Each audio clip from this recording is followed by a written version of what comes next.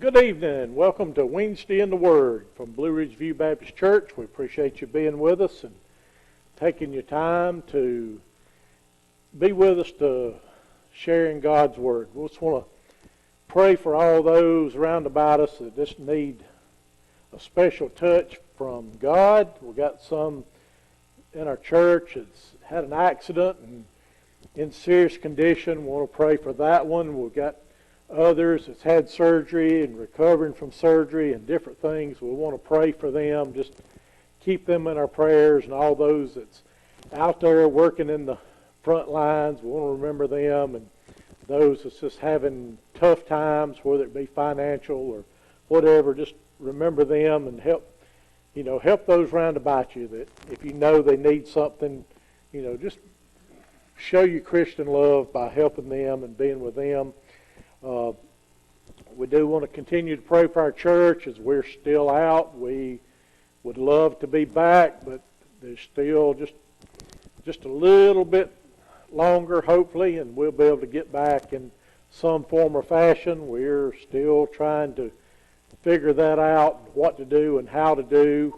We're, I guess you'd say, blessed but cursed. I mean, if we didn't have but 20 people come into our service on a regular basis, we could probably already be back. But generally the house is full, so it's hard to get 6 feet apart when you got 250, 300 people in here. So that's, from being, and that's being blessed, but being able not to get everybody in here to be acceptable to the social distancing, then that's sort of a curse, because that sort of hurts us. We don't have a big, larger building to go separate, so just bear with us. We're going to get back, and in God's time. As I heard one person say that the devil said, well, I'm using this to get people out of church. And God told him, well, I've brought church to televisions and everything all across the country that never would have had it before. So, if you look, God can use things, even though we may think it's the devil, God can use it for His good and His benefit. And we just want to look at all this in that way, and hopefully during these times, some people that may have strayed away from God will turn back to Him and trust Him and lean on Him. Let's go to the Lord in prayer. Dear Heavenly Father, thank you for this day. Thank you for all you do. Thank you for being so good to us and just helping us each and every day. I pray that you'll be with this one that's had the accident, and I pray that you'll just bless her, be with her, just comfort her in these tough times. I pray that you'll just lay your healing hand upon her and just bring her back to that health and well-being that she enjoyed before. Pray that you'll be with their family and all as they stand by her side, that you'll just comfort them and be with them and help them each and every day. I pray that you'll be with all of our others that's had sicknesses and surgeries and all the different things, that you'll just bless them and just heal them and just give them speedy recoveries. I pray that you'll be with those round about us that may be going through financial tough times or all the other things that may be going on. I pray that you'll just let them feel your hand upon them and upon their lives, and just help them to understand that you're still there and you're doing, and this will all pass. I pray that you'll be with our first responders and doctors and nurses as they just stand in the trenches and try to take care of us and all of those round about us. I thank you for their dedication and what they mean to us and what they do, and all the others out there that's just possibly giving their lives, Lord, to serve us. I pray that you'll be with each and every one of us. I pray that you'll be with our church. I pray that you'll just let us all have patience to wait on you and your timing and what's to be done. I pray that you'll be with these words tonight, that they'll just reach out and bless someone and help them through the coming days, that we may all grow and serve you better. All these things we ask in thy name. Amen. Okay, I want to talk to you tonight on, is pleasure pleasing?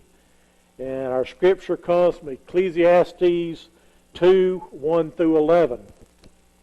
But, we see as we go around, everywhere we go, we're always seeking pleasure. We all want the good things. We're all looking for things to make us happy or to do. We're trying to overcome maybe some bad things by putting some pleasure in our life or by getting something. Sometimes, people, if they feel bad, they go on purchasing sprees. They want to go buy everything. Some people, they just want to go out and have a good time. Others, turn to the bottle to bring them pleasure or happiness to get over their sad times or whatever. But, it don't matter what we do, we have to look and see, is this pleasure really pleasing? Is it really lasting? Is it going to help us in the long run? And that's what we're going to see tonight, and we're going to see from the preacher, as we've talked about a week or so ago, talking about King Solomon. They think, the best we can tell is King Solomon wrote Ecclesiastes. He's the preacher that's talked about here, and a lot of things point to that. So, we know Solomon was a wise man. He was probably one of the wisest men of his time, or the wisest man. He went and he did everything he could to be as wise and knowledgeable as he could be. And as he did all this, he was in search for what would bring him happiness. Just fill that void in his life that he couldn't fill no other way. So he was trying different things. He tried the wisdom there to start with, to see if that would help him do and be what he wanted. That would fill that place in his heart that nothing else could fill. As he did this, you could see that back in verse 1, verses 12 through 18, that, that's where he turned to this search for wisdom. But you also see at the end that the wisdom, even though he gained all the wisdom and knowledge, that didn't fill the void in his life. That didn't fill what he was looking for. So we'll come on now to chapter 2, and we see that he's still in search. He's searching for that thing. And we know today that, it don't matter what we have, how much pleasure we have, how much possessions we have, how much wisdom we have. None of it is going to bring us the pleasure and be pleasing in the end that we want it to. As us as Christians know, only God will give us that lasting joy and contentment that we want, that we're searching for. So let's look at Ecclesiastes chapter 2, verse 1. It said, I said in mine heart, go to now. I will prove thee with mirth, therefore enjoy pleasure. And behold, this is also is vanity. I said of laughter, it is mad, and of mirth, what doeth it? I said of mine heart, to give myself unto wine, yet acquainting mine heart with wisdom, and to lay hold on folly, till I might see what was that good for the sons of men, which they should do under the heaven all the days of their life. I made me great works, I builded me houses, I planted me vineyards, and I made me gardens and orchards, and I planted trees in them of all kinds of fruits. I made me pools of water, to water therewith the wood that bringeth forth trees. I got me servants and maidens, and had servants born in my house. Also I had great possessions of cattle, of great and small cattle, above all that were in Jerusalem before me. I gathered me also silver and gold, and the peculiar treasure of kings and of the provinces. I got me men singers and women singers, and the delights of the sons of men as musical instruments, and that of all sorts. So I was great and increased more than all that were before me in Jerusalem. Also my wisdom remained with me. And whatever mine eyes desired, I kept not from them. I withheld not my heart from any joy, for my heart rejoiced in all my labor, and this was my portion of all my labor. Then I looked on all the works that my hands had wrought, and on the labor that I had labored to do, and behold, all was vanity and vexation of spirit, and there was no profit under the sun. We'll start out here, and it says, I said in mine heart, because living for pleasure, it accomplishes nothing. That's what we're going to see. I said in my heart, go to now, I will prove thee with mirth. Therefore to enjoy pleasure. In mirth here it says, I will prove thee with pleasure. If you look at all this, and you look at these verses, just look at how many times Solomon says, I, me, mine. All of this that we're talking about here, he was just seeing what he could do, what it would take to make him happy, to make him content, to fill that void that he was looking for.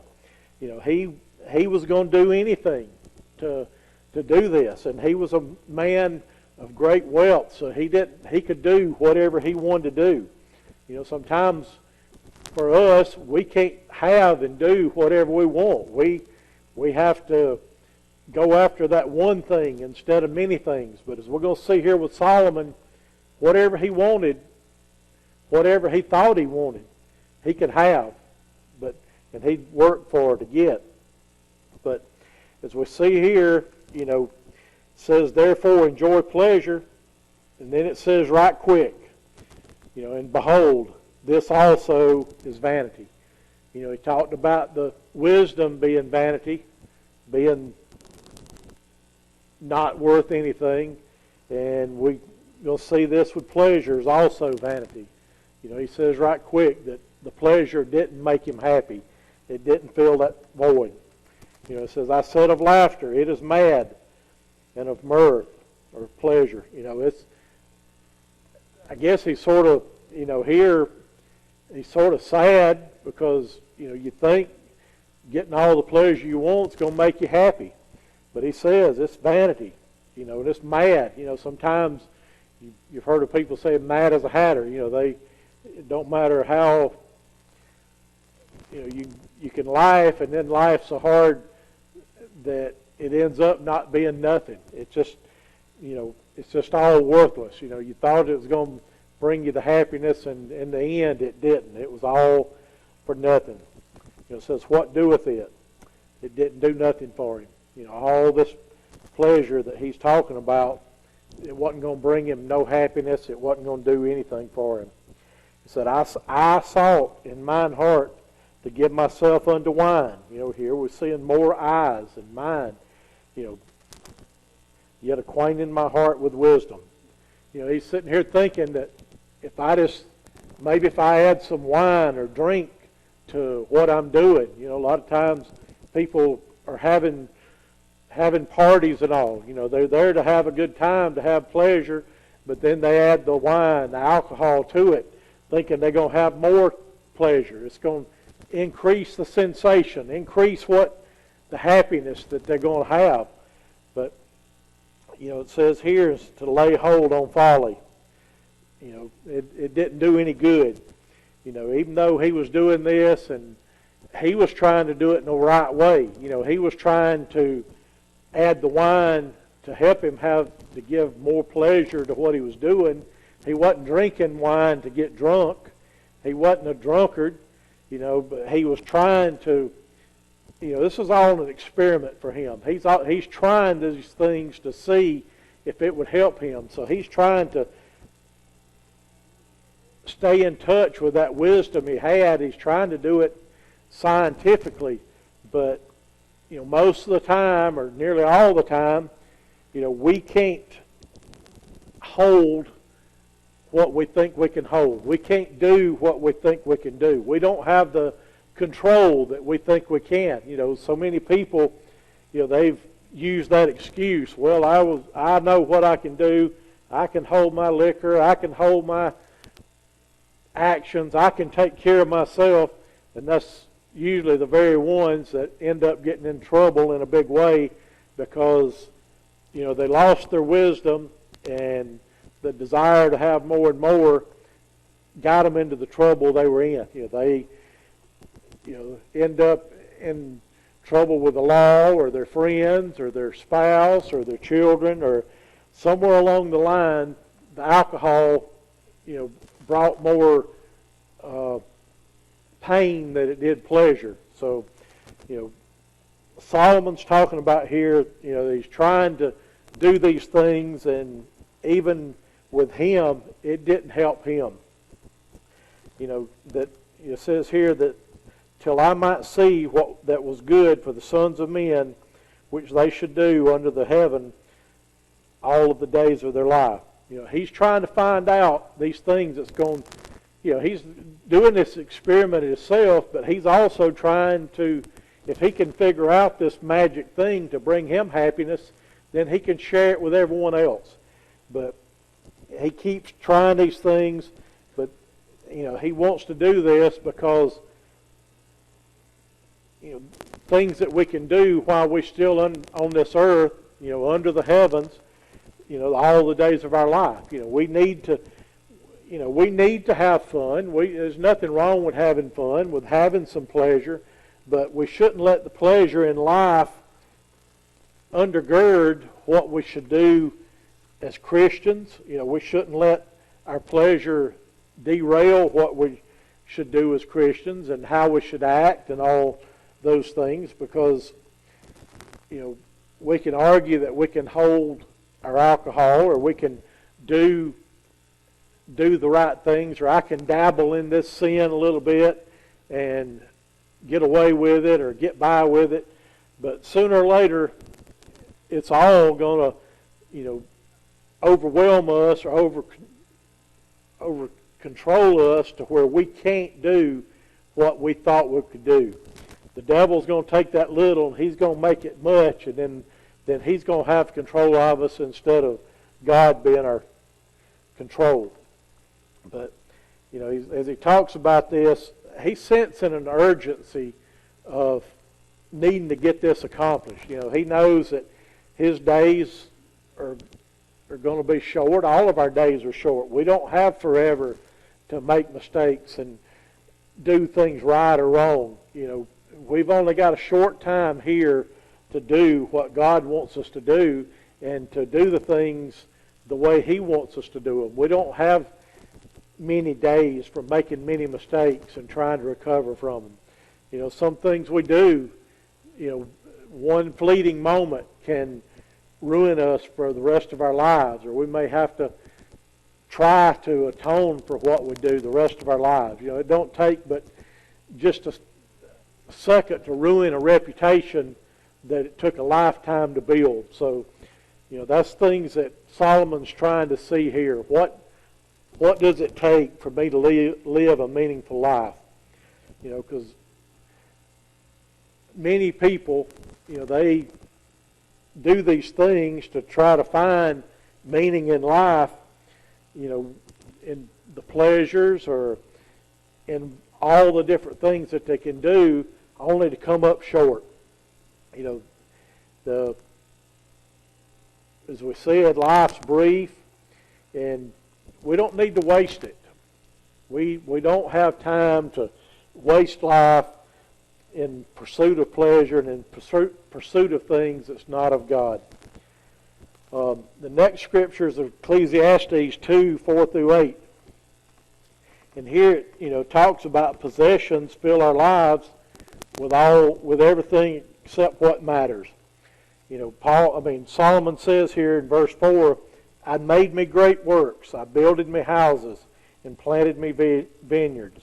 I made me gardens and orchards, and I planted trees in them of all kinds of fruits. Here Solomon, he's got the means to do whatever he wants. He's trying pleasure, now he's trying possessions. He's trying, anything that I want, I'm going to have it to see if that's going to help me or make me content. As I've said before, sometimes you see people win the lottery. I can buy whatever I want now. Is this going to make them happy? And, you see people in different forms of life. They try to buy happiness. You can't buy happiness. And even though Solomon had all the money in the world and could buy and have anything he wanted, he finds out here that he can't buy happiness. It don't matter how much he has, it still don't make him content. But, he said here, I made me great works. He took on great projects. He had, great achievements. He had great ideas, and all of these things were to help him try to have everything he wanted. He said, I builded me houses. He didn't build just one house. He built many houses. And it could be different, can refer to different physical structures. It can also refer to many households, as in a household with a family. As we see in 1 Kings 11:3, if Solomon is the writer here, Solomon 11:3 records that he had 700 wives and 300 concubines.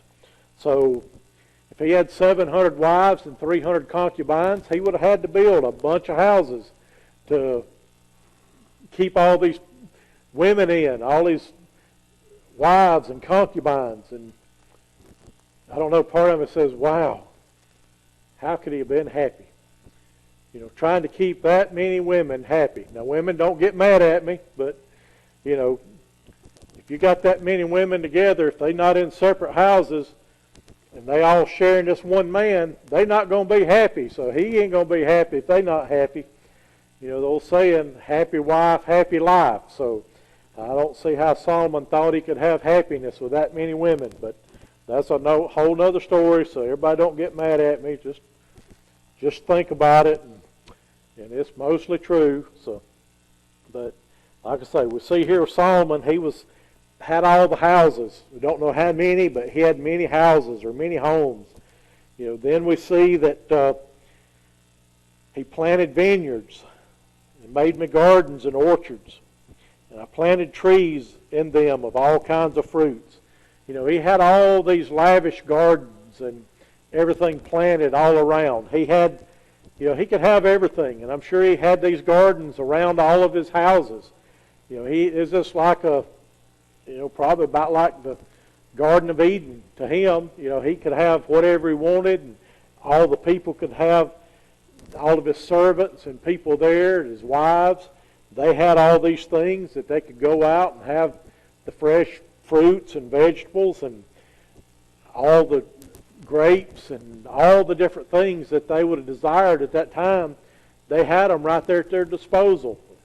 They could go out and get them, but he had, he even sat there and thought that, hey, it's not going to be rainy season all the time, so I made me pools of water to water therewith the wood that bringeth forth trees.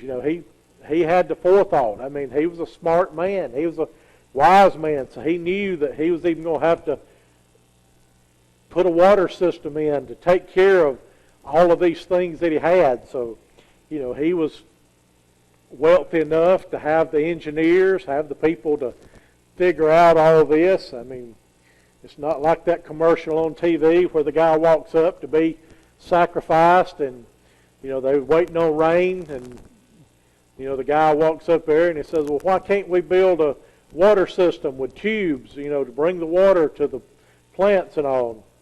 And it's just like sometimes we are here today, and, everybody else around, they didn't want to hear that. They wanted, they had come for a sacrifice. And that's what they told him, said, get on with it. And the guy jumps in, and then they're sitting there looking for rain. But, that's the way we are today. Sometimes we don't want to sit there and look at a good idea that's being suggested. We want to just go on and get on with it. So, but Solomon knew here, if this is Solomon, that he needed to make provisions to keep this garden and orchards and all watered. So he did that. In verse 7, he said, I got me servants and maidens, and had servants born in my house. He had all these servants and maidens were slaves. This men and women slaves. Those people, if you got all this vast stuff and vast possessions, it takes a lot of people to maintain it. It took people to go out and plant this stuff, to build it, to build the cisterns or whatever way he had the water done. It took many people to do this. It took people to harvest the crops. It took people to preserve the crops, put them up. It took people to take care of the houses and maintain the houses and all of those things that he had. It took many people to take care of them, because it also said, he had more servants born in his house. So those servants, they were having children. So they were bringing on others to take care of the vast things that was there. And I'm sure they were probably taken pretty well care of themselves, because they had plenty of everything. It said, I had great possessions of great and small cattle above all that were in Jerusalem before me. He had many animals, cattle, sheep, you name it. He had whatever he needed. And it said he had above all that were in Jerusalem before him. A lot of times a man's wealth was based on the size of his herd, the size of his flock. And we see here that Solomon had more than all that were in Jerusalem before him. He was the greatest of the great. He had everything. He had more of everything than anybody, and that still didn't satisfy him. Verse 8 said, I gathered me also silver and gold, and the peculiar treasure of kings and of the provinces. He not only did he have all of these animals and trees and houses and everything else, land, he also had silver and gold. I mean, he probably overlaid all of his things in the houses, probably had them silver pitchers and silver this and silver that and gold overlay on stuff. I mean, whatever he wanted and however he wanted it, he had it. Where the common folk may have to use mud to pretty something up, he could use gold and silver. So he could do what he wanted. He had the peculiar treasure of kings. That was just he could afford to have, that one of a kind. You see on TV today that these auctions, that these one of a kind artworks or one of a kind cars that, people can give millions of dollars for, to have that only one or one of a few. That's the way Solomon was. He could have the peculiar treasures, the treasures that ordinary man couldn't have. He could have. And also the provinces. There's not just there in Jerusalem, around, he had people under his control all around. So he could have what they wanted, have them doing it the way he wanted, and really own everything they own too. So you see that the riches just keeps going on and on with Solomon. It's, here again, I gat me men singers and women singers, and the delights of the sons of men, and as musical instruments, and all that of sorts. I mean, not only did he love having the things, he also loved music. So he had probably the greatest singers, the greatest musicians, the greatest of all out there he had for his own personal pleasure. It wasn't that he was getting these things, to put on concerts for everyone else. I mean, he had this for his personal pleasure. He could afford to have whoever and whatever he wanted, whenever he wanted. So, as he keeps on with this, he keeps gathering more and more and has all of these things. But as we see, it didn't matter who or what he wanted, he got. And, it was all for him. all for all for me, all for mine. It was all for His pleasure. He didn't matter who He used or what He used to get it. He was going to have it. And it just gave Him the sense of pleasure at the time that He thought that, everybody existed for His pleasure. Everything existed for His pleasure. But in the end, it don't give Him the pleasure. It don't give Him what He was looking for. Human accomplishments are noteworthy, but if they are undertaken only for selfish purposes, they will fall short of having any long-lasting meaning or effect. Possessions, they're not evil, they're self, but they won't provide a long-lasting satisfaction. We can have, we sit there and we want something, and then we finally get it, and then it's not but a short while that we want something else. It's like, cars, you love that new car smell. Now they even have scents that you can put in there that can give your old car that new car smell, so you can maybe get that sense of accomplishment again. But after you get it, and then you make that payment or 10 or 12 on it, or you get that boat at the first of the summer and you enjoyed it all summer, and then it's snowing on it out there in the winter, you don't enjoy it as much. So all of these things that we think is going to give us happiness, they do so, but they only do for a short while. They don't do in the long haul. So, there's nothing wrong with having them, but just remember that they're not going to give you the inner peace and satisfaction and contentment that you're looking for. And other people are not to be valued only for what they can do, but as individuals that have value and purpose in God's sight for His holy purposes. We can't just use anybody and everybody to get what we want. We have to look out for them because they're God's children also. They're God's creatures and God's created. And we have to remember that they are that. And we got to trust in God and not use people for our own good. In the end, what we've done or what we possess won't matter if we're without the Lord. Ecclesiastes 2, 9 through 11 brings us to the end, and it tells us that, so I was great and increased more than all that were before me in Jerusalem, and also my wisdom remained with me. He's sitting here and saying, he said, I had more, I increased more, I was great. He was just telling how great he was, and he had more than all before, and also he still had his wisdom. But, in verse 10 says, and whatsoever mine eyes desired, I kept not from them. I withheld not my heart from any joy, for my heart rejoiced in all my labor. And this was my portion of all my labor. Here he's saying that whatever his eyes saw,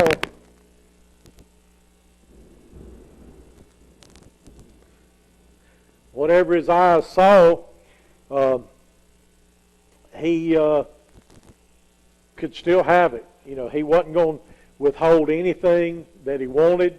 If he wanted it, he was going to have it. If his eyes saw it, he was going to get it. If his heart wanted it, he was going to get it, because, it was, he felt like he deserved whatever he got. He felt like he worked for it, and said, this was my portion of all my labor.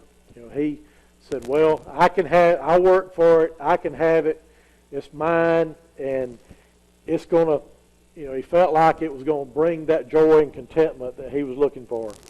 But then in verse 11 brings us to the end of it, and what he finds out through all he had done. It says, then I looked on all the works that my hands had wrought, and on the labor that I had labored to do. And behold, all was vanity and vexation of spirit, and there was no profit under the sun. Now it's time to evaluate. He's evaluating what all he had done. and what all he's accomplished. He looked at all the pleasure. He looked at all the possessions. He looked at all the things around him. And in the end, he said, it was all vanity. It was all for nothing. There's no profit under the sun. So, we sit there and see, and we're talking about here, the richest man in that time. He had everything, had anything he wanted. If he didn't have it, he could go get it. But all that there was and all that he had didn't bring him happiness. It didn't fill that spot in his heart that he was looking to fill. And we need to learn that as a lesson today. If we could just learn that more and listen to this, we still, we're no better than Solomon. We can sit here and talk about how Solomon, sit there and say, well, boy, he was dumb or whatever, but are we not the same way? Do we not do the same things? We're out there each and every day trying to have more, work for more, get more, take more. It's all about more. It's all about, just like Solomon here, I, me, mine. That's the way we are today. It's all about I. Sometimes we don't even worry about who we step on to get what we want. But sometimes we want to call Solomon bad or look at him and say, well, he wasn't so wise. Well, he was. He just made the same mistakes that we make today, but he learned from his mistakes. He learned that the only true happiness that he could get came from God. All these other things, no matter how much he had, didn't bring him the happiness and the pleasure and the peace that he thought would just satisfy his soul. Because in the end, all of these things, they're nothing. They're not, we can't take them with us. We can't, they're not going to go to heaven with us. We're not even anything that we think's great and, great pleasure or great possessions down here on this earth, they're going to be as dirt when we get to heaven. So, that's not going to mean nothing when we get there. And you can't take it with you, and you wouldn't want to take it. Once you get there, you'd find out you was bringing garbage into heaven. So, trust in what Solomon's saying here. Is pleasure pleasing? No. It might be for a short term, but for the long term, pleasure and possessions won't make you happy. Dear and Father, thank you for this message. Thank you for your words. Thank you for all you do. I pray that you'll be with us. Help us throughout the week. Help us to know and understand all that you've tried to teach us and all that you do try to teach us. I pray that you'll help us be mindful of your teachings and just help us to lean on those in the tough times. Pray that you'll be with us that we may listen to your message this Sunday and learn more about you. Pray that you'll be with all of our people and bless us and help us all turn back to you and know you and understand you. All these things we ask in thy name. Amen.